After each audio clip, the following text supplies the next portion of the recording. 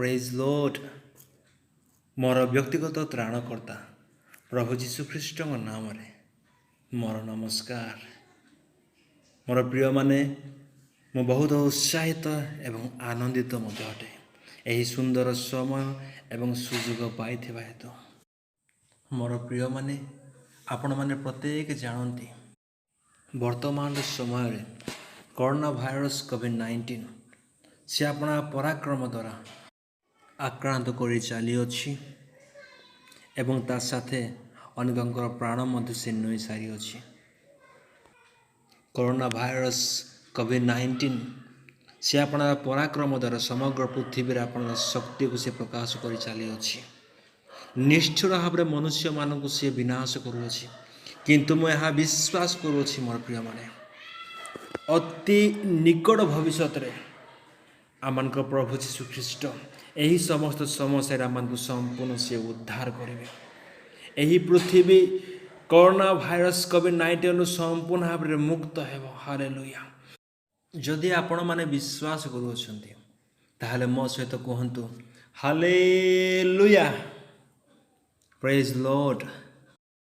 ମୋର ପ୍ରିୟମାନେ, corona virus COVID-19 ସେ ଯେତେ ପରାକ୍ରମୀ ହେଉ, ସେ ଆପଣାର ଆଧିପତ୍ୟ ଯେତେ ମଧ୍ୟ ସେ ବିସ୍ତାର କରୁ, ସେ ଆପଣାର ପରାକ୍ରମ ଦେଖାଇଲେ ସୁଦ୍ଧା ଜଗତର ପତନ ପୂର୍ବରୁ ମନୋନୀତ ହୋଇଥିବା ଲୋକମାନଙ୍କର ସେ କୌଣସି କ୍ଷତି ଘଟାଇ ପାରିବ ନାହିଁ। ହାଲେଲୁୟା।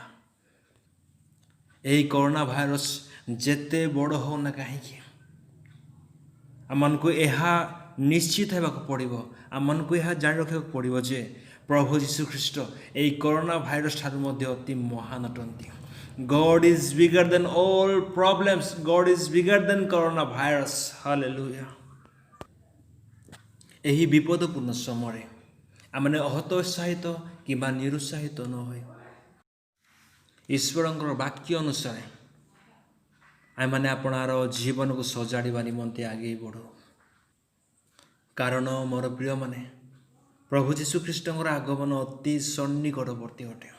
ଏହେତୁ ଆମମାନଙ୍କୁ ପରିବର୍ତ୍ତନ ହେବାକୁ ପଡ଼ିବ, ଆମମାନଙ୍କୁ ସଂଶୋଧିତ ହେବାକୁ ପଡ଼ିବ, ଆମମାନଙ୍କୁ ବଦଳିବାକୁ ପଡ଼ିବ, ତାହେଲେ ଯାଇ ଆମମାନେ ସୁରକ୍ଷିତ ହୋଇପାରିବା। ତେଣୁକରି ଆସୁ ମୋ ସହିତ ଆପଣମାନେ ଚକ୍ଷୁ ବନ୍ଦ କରନ୍ତୁ। ଆମମାନେ ପବିତ୍ର ବାଇବେଲରୁ କିଛି ଶିକ୍ଷା ଗ୍ରହଣ କରିବା ପୂର୍ବରୁ ମୁଁ ସଙ୍ଗୀତ ପରେ ପ୍ରାର୍ଥନା କରିବି, ତାପରେ ଆମମାନେ ପବିତ୍ର ବାଇବେଲରୁ ଆମେ କିଛି ଶିକ୍ଷା ଗ୍ରହଣ କରିବା।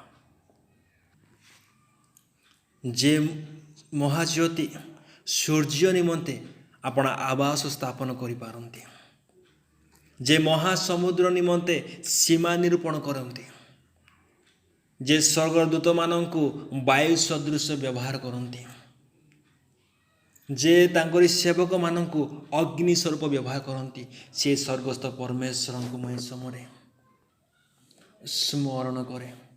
ସ୍ୱର୍ଗୀୟ ପିତା, ମୁଁ ତୁମ୍ଭରି ନିକଟବର୍ତ୍ତୀ ହୁଏ ମୋର ତ୍ରାଣକାରୀ ପ୍ରଭୁ ଯୀଶୁଖ୍ରୀଷ୍ଟଙ୍କ ନାମରେ। ହେ ଆମ୍ଭମାନଙ୍କର ସ୍ୱର୍ଗସ୍ଥ ପିତା, ତୁମ୍ଭ ନାମ ପବିତ୍ର ବୋଲି ମାନ୍ୟ ହଉ। ସଦା ସର୍ବଦା ତୁମ୍ଭରି ଗୌରବ ହଉ, ତୁମ୍ଭରି ମହିମା ଏବଂ ପ୍ରଶଂସା ହଉ। ହେ ପିତା, ବର୍ତ୍ତମାନର ଏହି ବିପଦପୂର୍ଣ୍ଣ ସମୟରେ ତୁମ୍ଭେ ଆମ୍ଭମାନଙ୍କୁ ସମ୍ପୂର୍ଣ୍ଣ ଉଦ୍ଧାର କର ଏବଂ ତୁମରି ଇଚ୍ଛାକୁ ଜାଣି ତହିଁ ଅନୁସାରେ ବଞ୍ଚିବା ନିମନ୍ତେ ସାହାଯ୍ୟ କର। ତହିଁ ହେଲେ ହେଇଯାଏ ପ୍ରଭୁ ତୁମରି ରାଜ୍ୟରେ ପ୍ରବେଶିବା ନିମନ୍ତେ ଆମେ ସୁଯୋଗ ପ୍ରାପ୍ତ ହୋଇପାରିବ। ପ୍ରଭୁ, ମୁଁ ଆପଣାକୁ ଏବଂ ଶ୍ରୋତା ମଣ୍ଡଳୀକୁ ତୁମରି ହସ୍ତରେ ସମର୍ପଣ କରୁଅଛି। ତୁମ୍ଭେ ପ୍ରତ୍ୟେକଙ୍କୁ ନିୟନ୍ତ୍ରଣରେ ରଖ। ହେ ପବିତ୍ର ଆତ୍ମା, ତୁମ୍ଭେ କଥା କୁହ ଏବଂ ଆମମାନଙ୍କର ଅସଜଡ଼ା ଜୀବନକୁ ତୁମେ ସମ୍ପୂର୍ଣ୍ଣ ସଜାଡ଼ି ଦିଅ। ପ୍ରାର୍ଥନା ଶ୍ରବଣ କଲ ପ୍ରଭୁ, ଏହେତୁ ତୁମକୁ ହୃଦୟର ସହିତ ଧନ୍ୟବାଦ ଦେଇ ପ୍ରଭୁ ଯୀଶୁଖ୍ରୀଷ୍ଟଙ୍କ ନାମରେ ମାଗୁଅଛି, ଆମେନ୍। ପ୍ରେଜ୍ ଲର୍ଡ। ହାଲେଲୁୟା। ଯଦି ଆପଣଙ୍କ ଠାରେ ଧର୍ମ ପୁସ୍ତକ ଅଛି ତାହେଲେ ମୋ ସହିତ ଆପଣମାନେ ବାହାର କରନ୍ତୁ ପବିତ୍ର ବାଇବେଲର ନୂତନ ନିୟମର ପ୍ରଥମ ପୁସ୍ତକ ମାଥ୍ୟୁ ଲିଖିତ ସୁସମାଚାର, ତାହାର 3 ଅଧ୍ୟାୟ ତହିଁର 1 ଏବଂ 2 ପଦ ମୁଁ ଆପଣମାନଙ୍କ ନିମନ୍ତେ ପଢ଼ୁଅଛି, ଆଉ ଆପଣମାନେ ତାହା ଧ୍ୟାନର ସହିତ ଶୁଣନ୍ତୁ। ଲେଖାଯାଏ, ସେହି କାଳରେ ବାପ୍ତିଜକ ଜହନ ଉପସ୍ଥିତ ହୋଇ ଜିହୁଦା ପ୍ରଦେଶର ପ୍ରାନ୍ତରରେ ଘୋଷଣା କରି କହିବାକୁ ଲାଗିଲେ, ମନ ପରିବର୍ତ୍ତନ କର, କାରଣ ସ୍ୱର୍ଗ ରାଜ୍ୟ ସନ୍ନିକଟ। ପୁନର୍ବାର ମୁଁ ଆପଣମାନଙ୍କ ନିମନ୍ତେ ଆଉ ଏକ ପଦ ପଢ଼ିବା ନିମନ୍ତେ ଚାହେଁ। ମାଥ୍ୟୁ ଲିଖିତ ସୁସମାଚାର ତାର 4 ଅଧ୍ୟାୟ 17 ପଦ। ଏଠାରେ ଏହିପରି ଲେଖା ଅଛି, ସେହି ସମୟଠାରୁ ଯୀଶୁ ଘୋଷଣା କରିବାକୁ ଆରମ୍ଭ କରି କହିବାକୁ ଲାଗିଲେ, ମନ ପରିବର୍ତ୍ତନ କର, କାରଣ ସ୍ୱର୍ଗ ରାଜ୍ୟ ସନ୍ନିକଟ। ମାଥ୍ୟୁ ଲିଖିତ ସୁସମାଚାର ତାର 3 ଅଧ୍ୟାୟ 2 ପଦ ଏବଂ 4 ଅଧ୍ୟାୟ 17 ପଦରେ ବାପ୍ତିଜକ ଜହନ ଏବଂ ପ୍ରଭୁ ଯୀଶୁଖ୍ରୀଷ୍ଟ ସେମାନେ ଏକ ପ୍ରସଙ୍ଗ ଧରି ଦୁହେଁ ଘୋଷଣା କରି କହୁଅଛନ୍ତି, ମନ ପରିବର୍ତ୍ତନ କର, କାରଣ ସ୍ୱର୍ଗ ରାଜ୍ୟ ସନ୍ନିକଟ।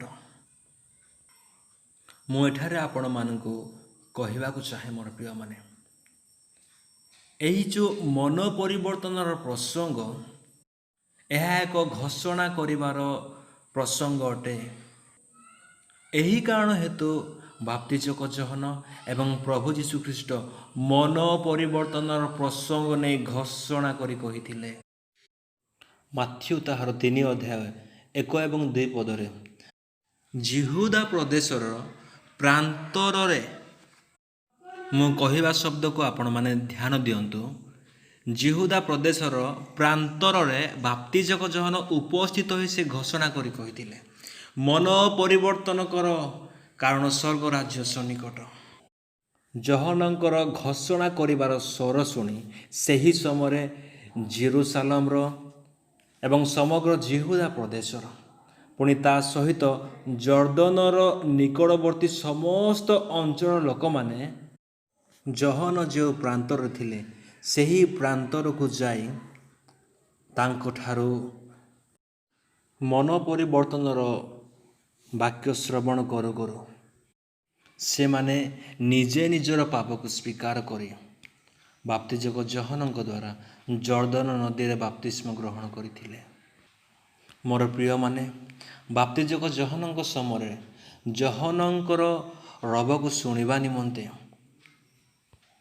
ଜେରୁସାଲେମର, ଜିହୁଦା ପ୍ରଦେଶର ଆଉ ଜର୍ଦ୍ଦନ ନିକଟବର୍ତ୍ତୀ ସମସ୍ତ ଅଞ୍ଚଳର ଲୋକମାନେ ଆପଣା ଗୃହକୁ, ଗ୍ରାମକୁ, ନଗରକୁ ପରିତ୍ୟାଗ କରି ପ୍ରାନ୍ତରକୁ ଗମନ କରିଥିଲେ ଜହନଙ୍କ ମୁଖରୁ ଈଶ୍ୱରଙ୍କର ବାକ୍ୟକୁ ଶୁଣିବା ନିମନ୍ତେ। କିନ୍ତୁ ଆମର ଖ୍ରୀଷ୍ଟିଆନ ଲୋକମାନେ ଘର ଛାଡ଼ି ଚର୍ଚ୍ଚକୁ ଆସିବା ନିମନ୍ତେ ଆଜି ଇଚ୍ଛା ପ୍ରକାଶ କରୁନାହାନ୍ତି। ଏହା ସମ୍ପୂର୍ଣ୍ଣ ଭାବରେ ଦୁଃଖ ଏବଂ ପରିତାପର ବିଷୟ ଅଟେ ଖ୍ରୀଷ୍ଟିଆନ ସମାଜ ନିମନ୍ତେ। ଖ୍ରୀଷ୍ଟିଆନ ସମାଜକୁ ମୋବାଇଲ, ଟିଭି, ଏଣ୍ଟରଟେନମେଣ୍ଟ, ସ୍ପୋର୍ଟସ ସମ୍ପୂର୍ଣ୍ଣ ଭାବରେ ବାନ୍ଧି ରଖିଅଛି। ଏହି କାରଣ ହେତୁ ଆଜିକାର ଖ୍ରୀଷ୍ଟିଆନ ମାନେ ନିଜର ଘର ଛାଡ଼ି ଚର୍ଚ୍ଚକୁ ଯାଇପାରୁନାହାନ୍ତି। କିନ୍ତୁ ଏହି ସବୁରେ ଆମମାନଙ୍କୁ ପରିବର୍ତ୍ତନ ଆଣିବାକୁ ପଡ଼ିବ, ଆମମାନଙ୍କୁ ବଦଳିବାକୁ ପଡ଼ିବ, ତାହେଲେ ଯେ ଆମେମାନେ ଉଦ୍ଧାର ପାଇପାରିବା। ଏ ହେତୁ ଆଜିର ପ୍ରସଙ୍ଗ ରୂପେ ମୁଁ ରଖିବାକୁ ଚାହେଁ, ମନ ପରିବର୍ତ୍ତନ କର, ମନ ପରିବର୍ତ୍ତନ କର। ଏହା ହେଉଛି ଏହି ମେସେଜର ପ୍ରସଙ୍ଗ। ମୁଁ ପ୍ରଭୁ ଯୀଶୁଖ୍ରୀଷ୍ଟଙ୍କ ନାମରେ ଆପଣମାନଙ୍କୁ ଅନୁରୋଧ କରୁଅଛି, ପ୍ରତ୍ୟେକ ଏହି ମେସେଜର ଶେଷ ପର୍ଯ୍ୟନ୍ତ ଧୈର୍ଯ୍ୟ ଧରି ଶୁଣନ୍ତୁ। ତାହେଲେ ପରମେଶ୍ୱର ଆପଣଙ୍କୁ ଏହି ଶେଷ ଦିନରେ ଯାହା କହିବା ନିମନ୍ତେ ଯାଉଛନ୍ତି ଏହି ମେସେଜ ଦ୍ୱାରା, ତାହା ଆପଣମାନେ ଜାଣିପାରିବେ। ଆମେମାନେ ଦେଖିଲୁ ମାଥ୍ୟୁ ତାର 3 ଅଧ୍ୟାୟରେ ଏବଂ 4 ଅଧ୍ୟାୟରେ ପ୍ରଭୁ ଯୀଶୁଖ୍ରୀଷ୍ଟ ଏବଂ ବାପ୍ତିଜକ ଜହନ ମନ ପରିବର୍ତ୍ତନର ଘୋଷଣା ସେମାନେ କରୁଅଛନ୍ତି।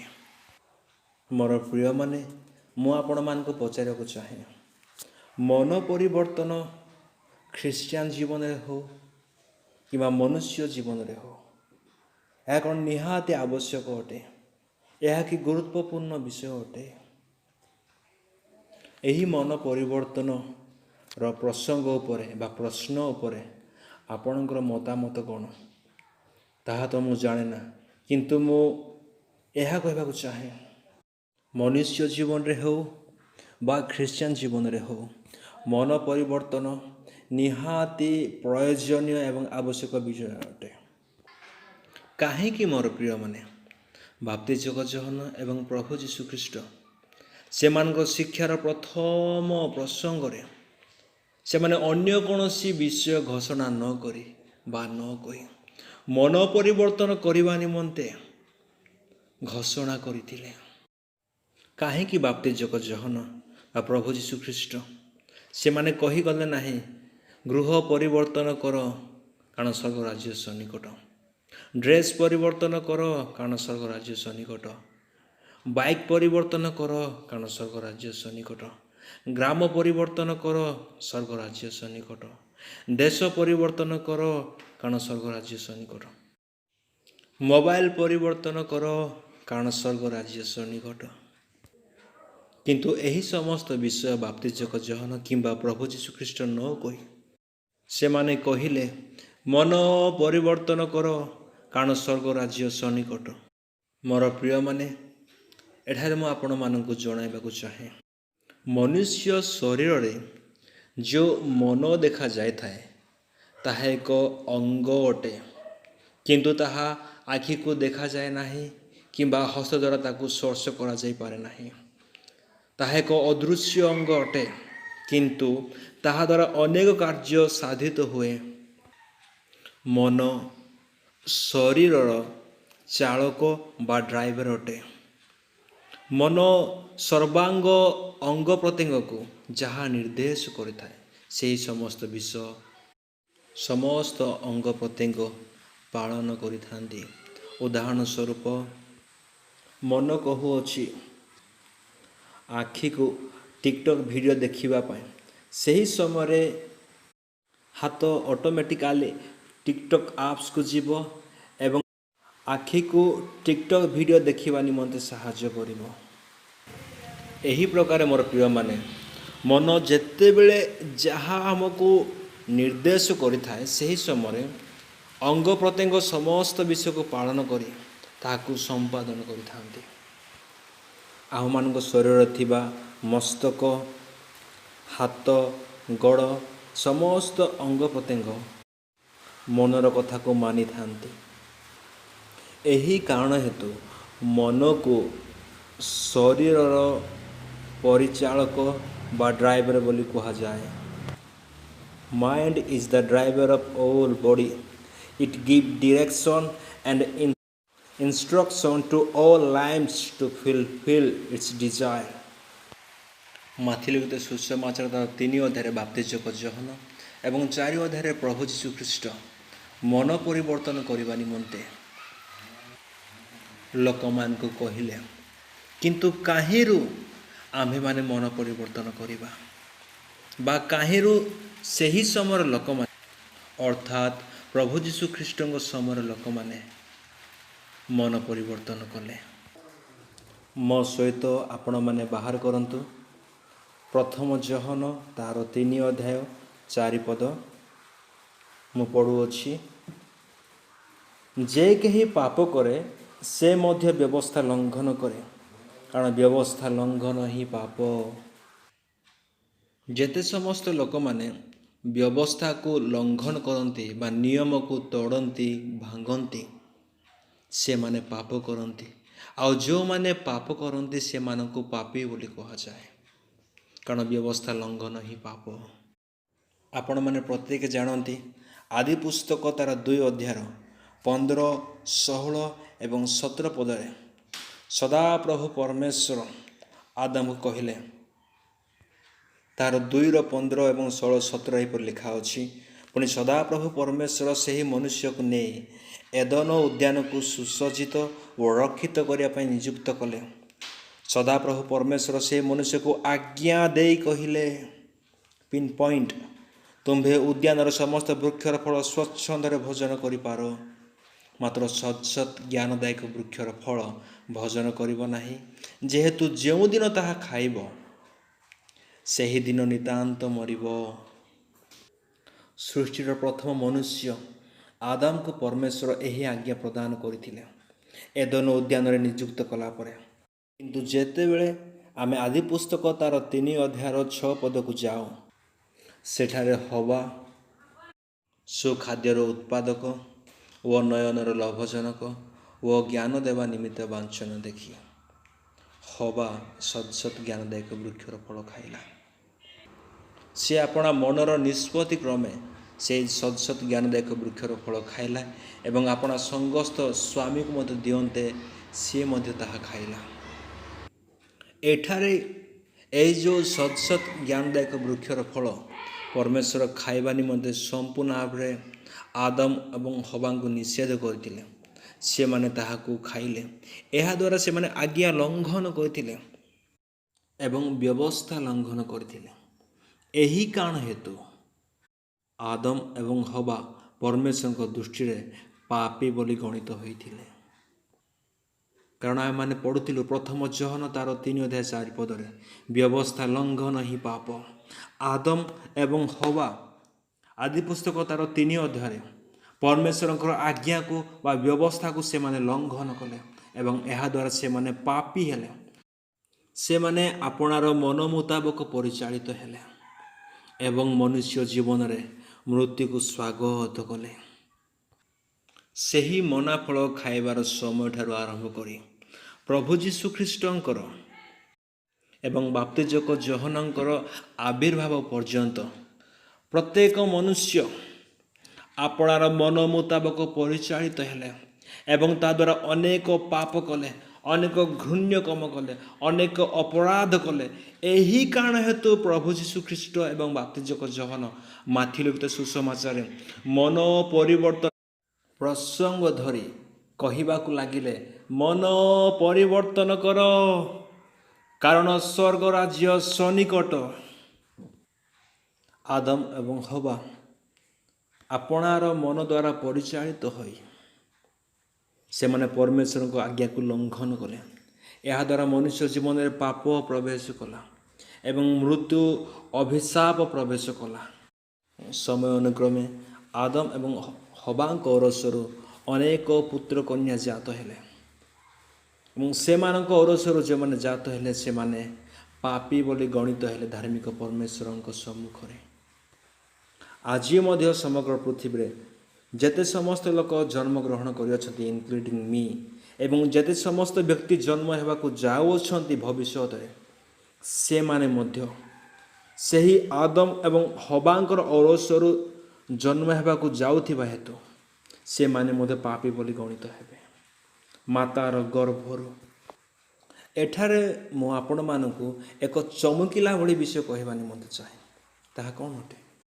ଯେତେବେଳେ ଏକ ନବଜାତ ଶିଶୁ ଜନ୍ମ ନିଏ ସେହି ସମୟରେ ସେ କୌଣସି ପାପ କରିନଥାଏ। ସେ ଚୋରି କରିନଥାଏ, ବ୍ୟଭିଚାର କରିନଥାଏ, ନରହତ୍ୟା କରିନଥାଏ, ପ୍ରତିମା ପୂଜା କରିନଥାଏ, ଠକି ନଥାଏ କିମ୍ବା କୌଣସି ମନ୍ଦ କାମରେ ଜଡ଼ିତ ହୋଇନଥାଏ।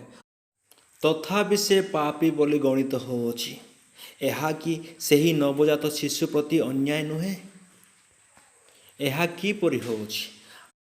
ଏହି ବିଷୟ ମୁଁ ଆପଣଙ୍କୁ ଜଣାଇବା ପାଇଁ ଏକ ସୁନ୍ଦର ଉଦାହରଣ ଦେବାକୁ ଚାହେଁ।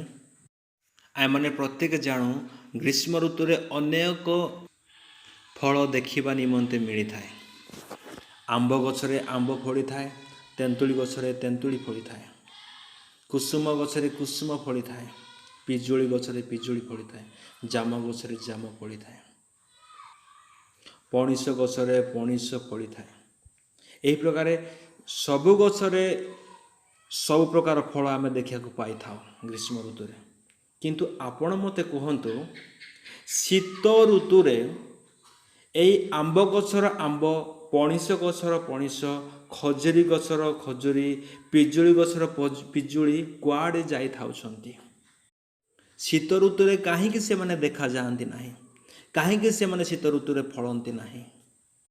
ଶୀତ ଋତୁରେ ଆମ୍ବ ଗଛର ହିଁ ଥାଏ, ପଣସ ଗଛର ହିଁ ଥାଏ, ଖଜୁରୀ ସେଇ ଖଜୁରୀ ଗଛରେ ଥାଏ। କିନ୍ତୁ ଯେତେବେଳେ ଫଳିବାର ଋତୁ ଆସେ ବା ଗ୍ରୀଷ୍ମ ଋତୁ ଆସେ ସେହି ସମୟରେ ସେହି ଅଦୃଶ୍ୟ ଫଳ ସବୁ ସେହି ଗଛ ଗୁଡ଼ିକରେ ଦେଖାଯାଇଥାନ୍ତି।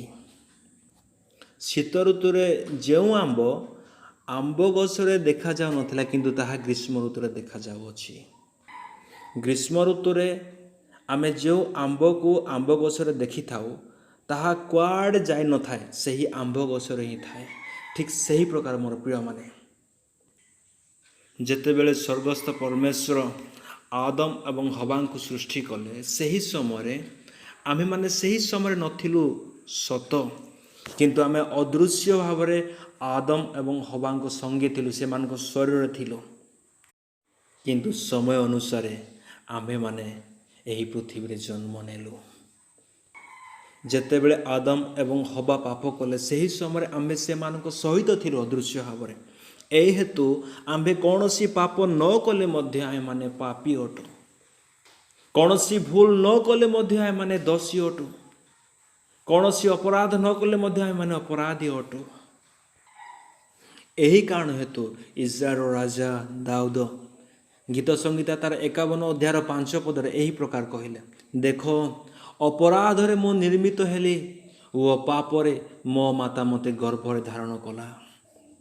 ମୋର ପ୍ରିୟମାନେ,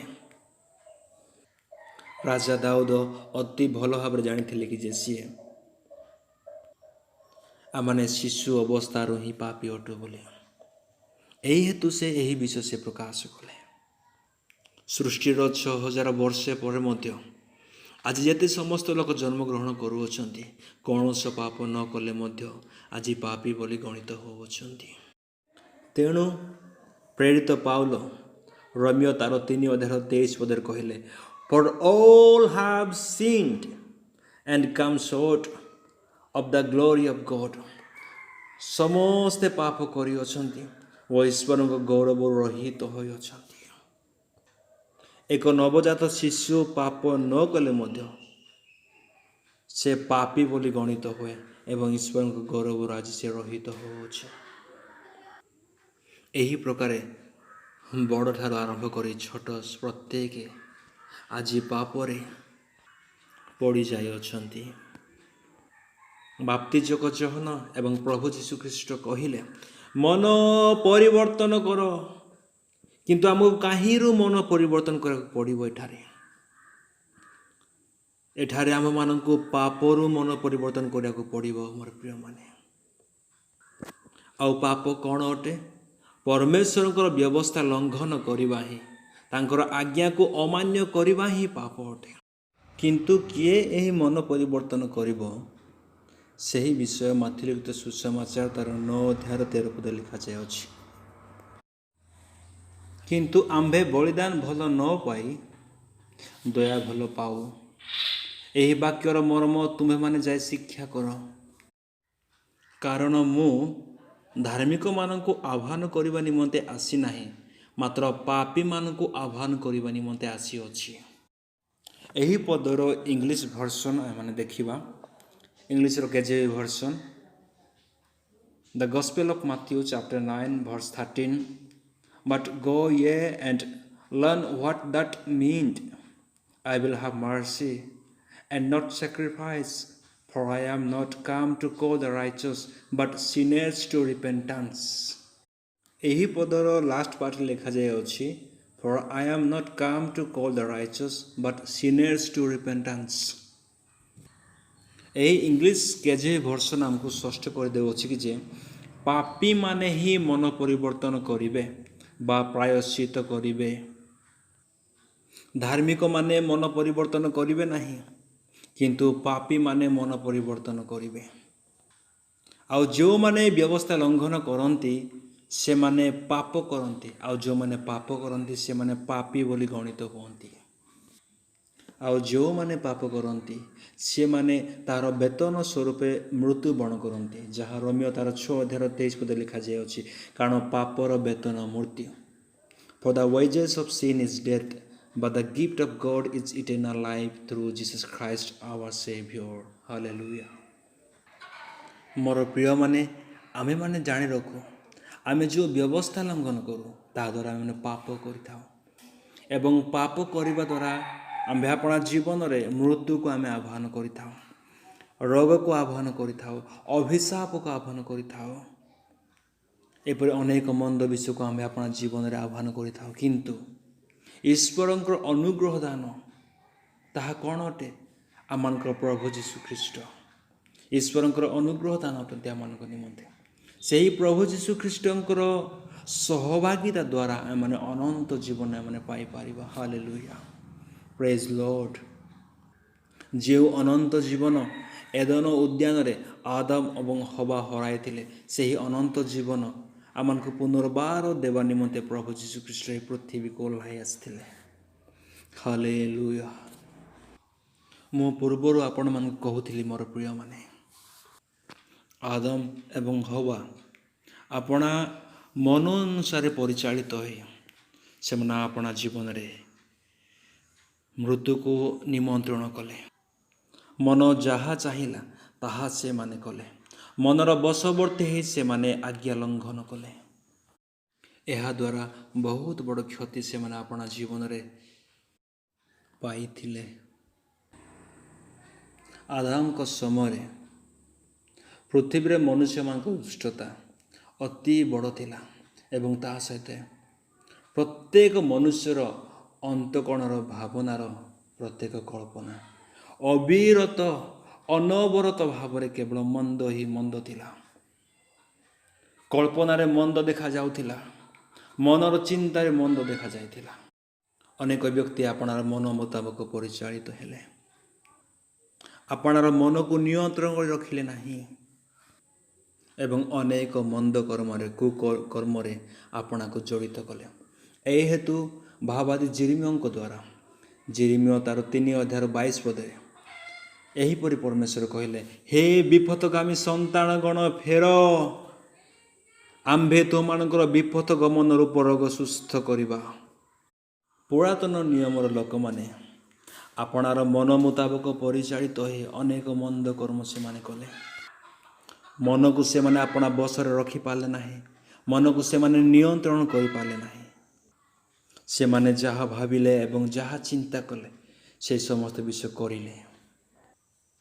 ଲଗାମ ଛଡ଼ା ଘୋଡ଼ା ଯେପରିକି ଏଣେ ତେଣେ ଦୌଡ଼ିଥାଏ କାହାକୁ ଖାତିର ନ କରି, ସେହିପରି ପୁରାତନ ନିୟମର ଲୋକମାନେ ଆପଣାର ମନ ମୁତାବକ ଯାହା ଇଚ୍ଛା ତାହା ସେମାନେ କଲେ। ଏହି ହେତୁ ପରମେଶ୍ୱର କହିଲେ, ହେ ବିପଥଗାମୀ ସନ୍ତାନ ଗଣ ଫେର, ଆମ୍ଭେ ତୁମ୍ଭମାନଙ୍କର ବିପଥ ଗମନରୁ ରୋଗ ସୁସ୍ଥ କରିବା। ବର୍ତ୍ତମାନର ସମୟରେ ମଧ୍ୟ ଅନେକ ଲୋକ ଆଜି ବିପଥରେ ଗମନ କରୁଅଛନ୍ତି। ଆଜି ନିଜର ମନ ଅନୁସାରେ ପରିଚାଳିତ ହୋଇ ଅନେକ ବ୍ୟଭିଚାର, ଚୋରି, ନରହତ୍ୟା, ବେଶ୍ୟା, ପ୍ରତିମା ପୂଜା, ଈର୍ଷା ଏବଂ ଏହି ପ୍ରକାର ଅନେକ ମନ୍ଦ କର୍ମରେ ଆଜି ଜଡ଼ିତ ଅଛନ୍ତି। ଆଜି ସେମାନଙ୍କ ପ୍ରତି ମଧ୍ୟ ପ୍ରଭୁ ଏହା ଘୋଷଣା କରି କହୁଅଛନ୍ତି, ହେ ବିପଥଗାମୀ ସନ୍ତାନ ଗଣ ଫେର, ଆମ୍ଭେ ତୁମ୍ଭର ବିପଥ ଗମନ ରୂପ ରୋଗ ସୁସ୍ଥ କରିବା। କୁହାଯାଏ, ମନର ମୂଳେ ଏ ଜଗତ। ମନୁଷ୍ୟ ଯାହା ଚିନ୍ତା କରିଥାଏ, ଯାହା ଭାବିଥାଏ, ତାହା ହିଁ କରିବା ନିମନ୍ତେ ସେ ଇଚ୍ଛା ପ୍ରକାଶ କରିଥାଏ ଏବଂ ଆଗେଇ ମଧ୍ୟ ବଢ଼ିଥାଏ।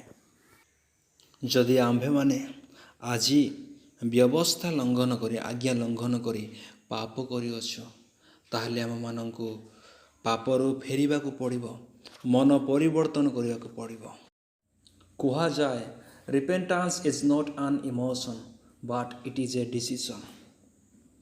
ଅନୁତାପ କରିବା ବା ପରିବର୍ତ୍ତନ ହେବା, ବଦଳିବା, ଏହା ଏକ ଭାବ ପ୍ରବଣତାର ବିଷୟ ନୁହେଁ, କିନ୍ତୁ ଏହା ପରିବର୍ତ୍ତନ ହେବାର ବିଷୟ। ଏହା ଏକ ନିଷ୍ପତ୍ତି ଅଟେ ପରିବର୍ତ୍ତନ ହେବାର। So, my friends, repentance is not an emotion, but it is a decision. The Gospel of Matthew, chapter 3, verse 2 and chapter 4, verse 17 says, repent, for the kingdom of God is near. Repent ର ଅର୍ଥ ହେଲା ପରିବର୍ତ୍ତନ ହେବା ବା ପ୍ରାୟଶ୍ଚିତ କରିବା ବା ବଦଳିବା। The meaning of repentance in Hebrew, turn around 180 degree.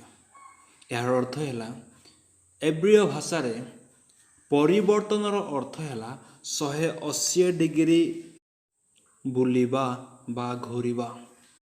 ଯଦି ଏକ ବ୍ୟକ୍ତି ଯୀଶୁଖ୍ରୀଷ୍ଟଙ୍କୁ ପ୍ରଭୁ ବୋଲି ଆପଣଙ୍କର ବ୍ୟକ୍ତିଗତ ତ୍ରାଣକର୍ତ୍ତା ଭାବରେ ଗ୍ରହଣ କରିନଥାଏ, ସେହି ସମୟରେ ପ୍ରଭୁ ଯୀଶୁଖ୍ରୀଷ୍ଟଙ୍କୁ ସିଏ ପିଛା କରି ଚାଲୁଥାଏ।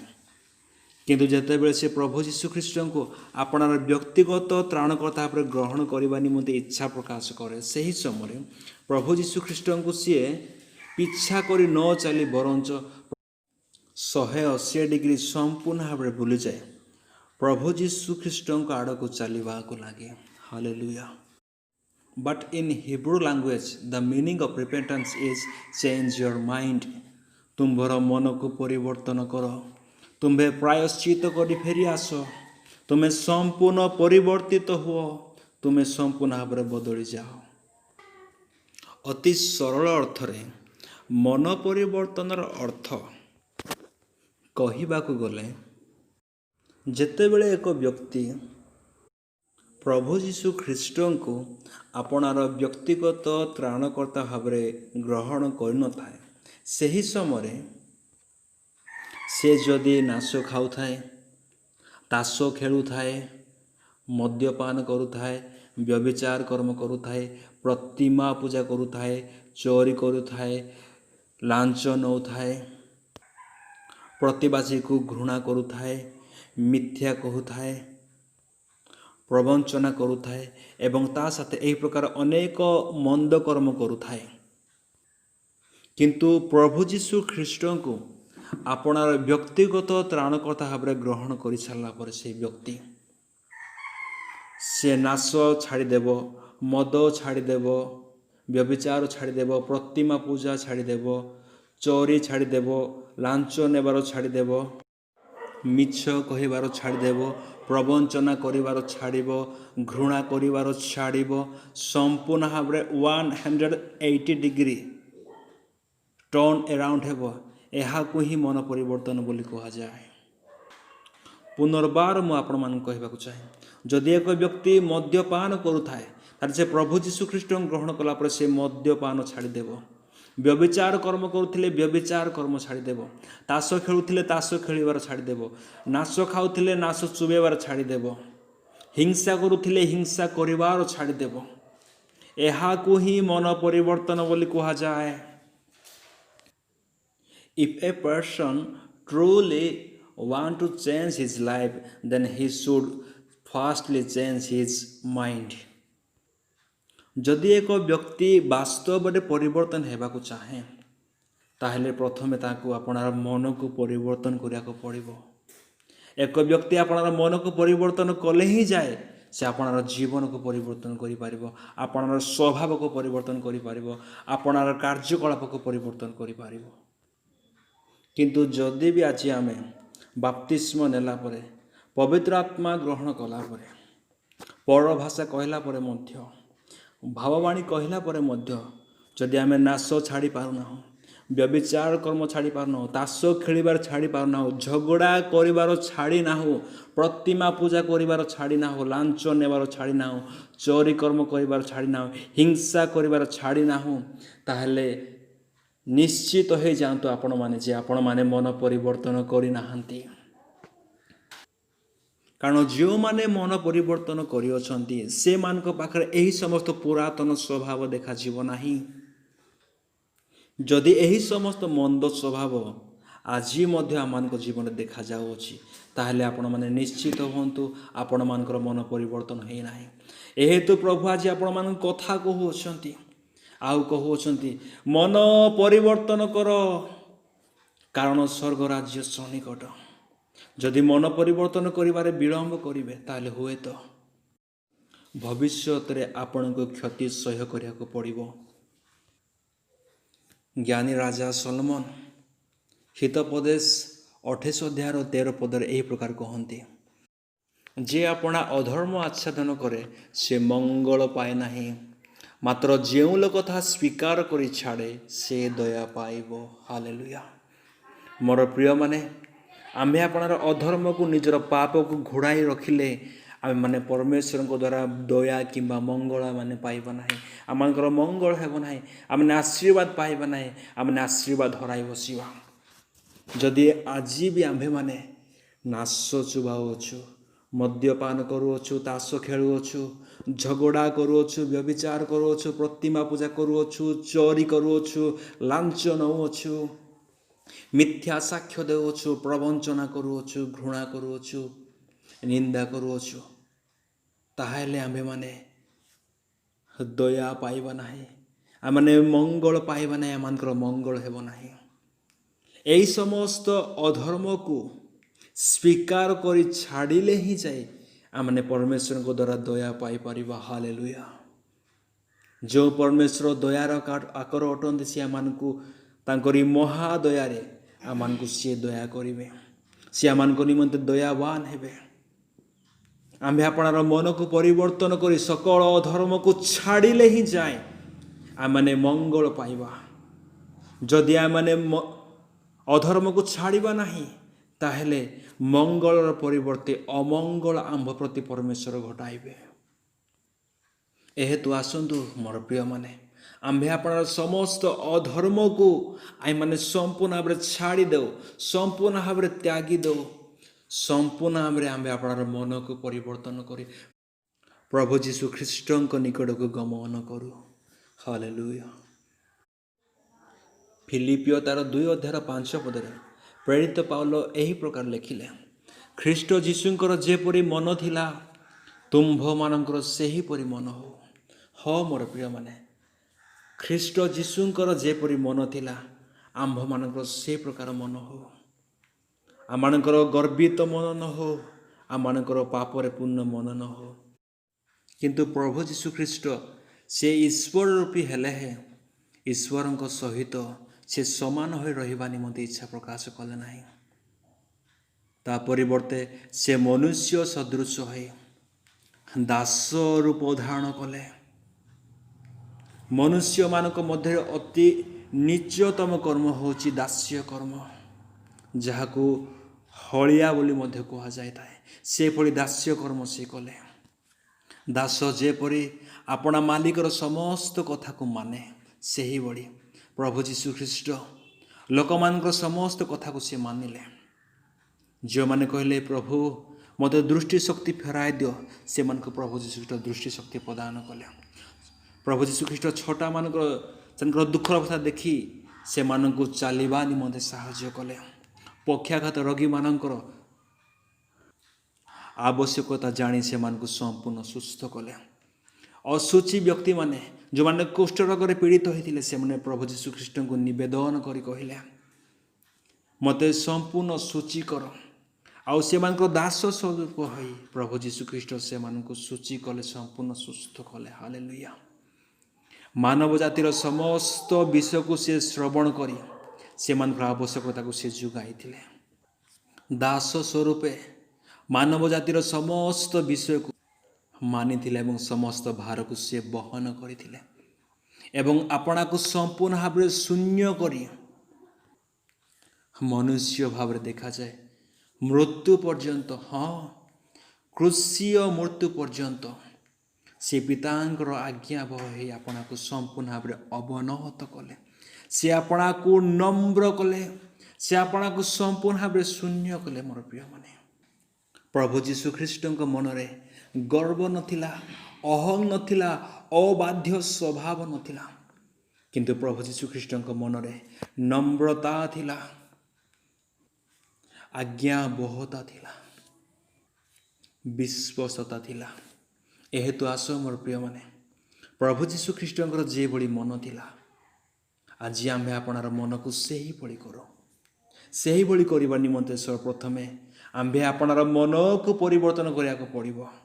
आम्भे आपणार मन को परिवर्तन करो। We have to change our mind. So let's everyone turn to Lord Jesus Christ to change our mind. आज आमनकर मन संपूर्ण जागतिक मन हो जाइए, पापरे पूर्ण हो आमनकर मन।